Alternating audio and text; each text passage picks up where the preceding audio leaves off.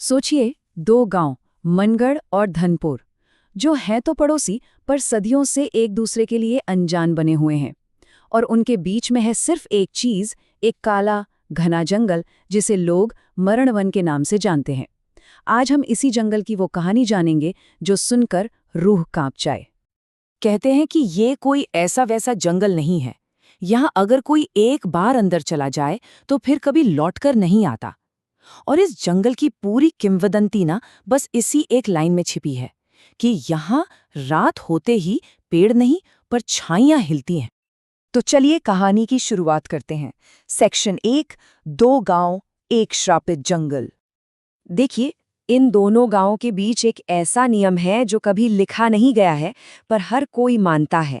मनगढ़ वाले कभी धनपुर की सीमा में कदम नहीं रखते और धनपुर वाले कभी मनगढ़ की तरफ देखते तक नहीं। और वजह है मरणवन का जंगल, जो दोनों के बीच एक श्रापित दीवार बनकर खड़ा है।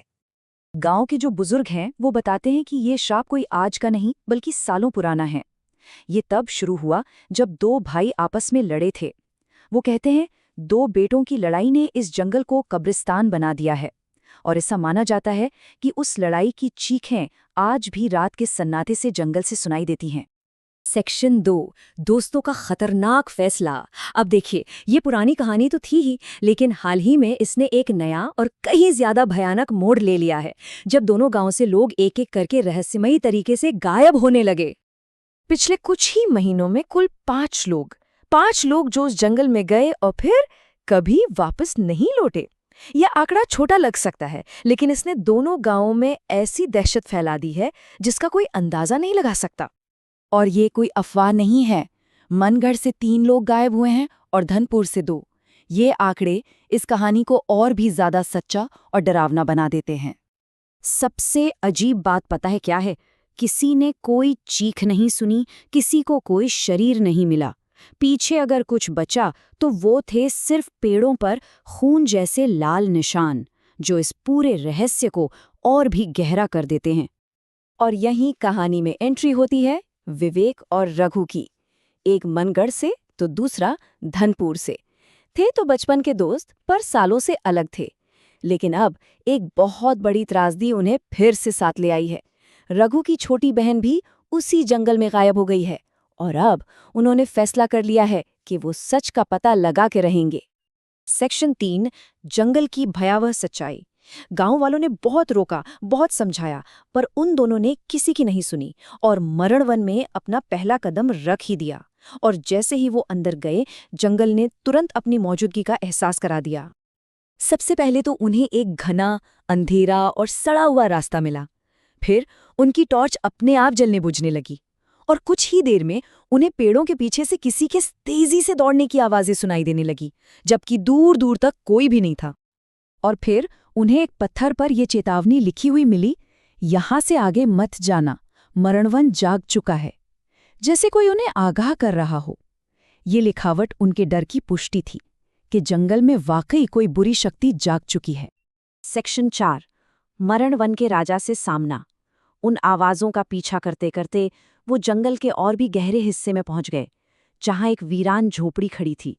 और उसी झोपड़ी में जंगल का सबसे बड़ा राज छिपा हुआ था। झोपड़ी के अंदर का माहौल सोचकर ही डर लगता है। एक पुराना दिया टिमटिमा रहा था, जमीन पर एक खून से सनी चादर पड़ी थी और दीवारों पर डरावनी आकृतियां उकेरी हुई थीं। हर चीज किसी बहुत बड़ी अनहोनी की तरफ इशारा कर रही थी। और ठीक तभी कहानी का सबसे दहला देने वाला पल आता है। उस खून से लथपथ चादर के नीचे से अचानक एक हाथ बाहर निकलता है। वो दोनों डर के मारे सन रह गए। वो हाथ रघु की बहन का था, पर अब वो नहीं रही थी। एक भयानक बदली हुई आवाज में उसने उन्हें चेतावनी दी, वापस जाओ वरना वो तुम्हें भी ले लेगा, मरणवन का राजा। और ये कहते ही वो जोर जोर से चीख पड़ी। और फिर वो सामने आया, मरणवन का राजा। काले धुएं के बीच से निकला एक लंबा, काला और बिना चेहरे वाला भूत। उसकी मौजूदगी से ही साफ था कि उसका मकसद एक ही है, जो भी इन दो गांवों को जोड़ने की कोशिश करेगा वो उसका रास्ता हमेशा हमेशा के लिए खत्म कर देगा। सेक्शन 5, मौत के मुंह से वापसी। उस भयानक मंजर को देखकर दोनों अपनी जान बचाने के लिए भागे, पर मरण वन से निकलना इतना आसान कहाँ था। सबसे परेशान करने वाली बात ये थी कि वो जिस भी रास्ते पर भागते, वो घूम फिरकर उन्हें वापस उसी झोपड़ी के पास ले आता। ऐसा लग रहा था मानो जंगल उन्हें बाहर जाने ही नहीं दे रहा था, वो उन्हें कैद कर चुका था। तभी विवेक को एहसास हुआ कि ये कोई साधारण जंगल है ही नहीं, ये एक मायाजाल है, एक चक्रव्यूह है, जिसे सिर्फ उन्हें फंसाने के लिए ही बनाया गया है। जब वो भूत रघु को पकड़ने ही वाला था, विवेक ने हिम्मत करके अपने साथ लाई मंदिर की घंटी को जोर जोर से बजाया। उस पवित्र ध्वनि के गूंजते ही जंगल की परछाइयां पीछे हटने लगी और वो भूत चीखते हुए गायब हो गया। बस यही वो मौका था जब वो वहां से भाग निकले। श्राप जो आज भी जिंदा है। सुबह की पहली किरण के साथ दोनों दोस्त जैसे तैसे जंगल से बाहर निकलने में कामयाब हो गए, थके हुए, घायल, लेकिन जिंदा। पर क्या कहानी यहीं खत्म हो गई? नहीं। हुआ ये कि विवेक और रघु बच तो गए, लेकिन रघु की बहन हमेशा के लिए उसी जंगल में खो गई। जंगल का श्राप टूटा नहीं और दोनों गांवों के बीच का डर पहले से भी ज्यादा गहरा और मजबूत हो गया। और आज भी मनगढ़ और धनपुर के लोग एक दूसरे के गांव नहीं जाते, क्योंकि उनके बीच मरण वन है जहां मौत पहरा देती है। और ये कहावत आज भी उतनी ही सच है कि जिसने भी उन दो गांवों को जोड़ने की कोशिश की, जंगल ने हमेशा के लिए उसकी आवाज छीन ली।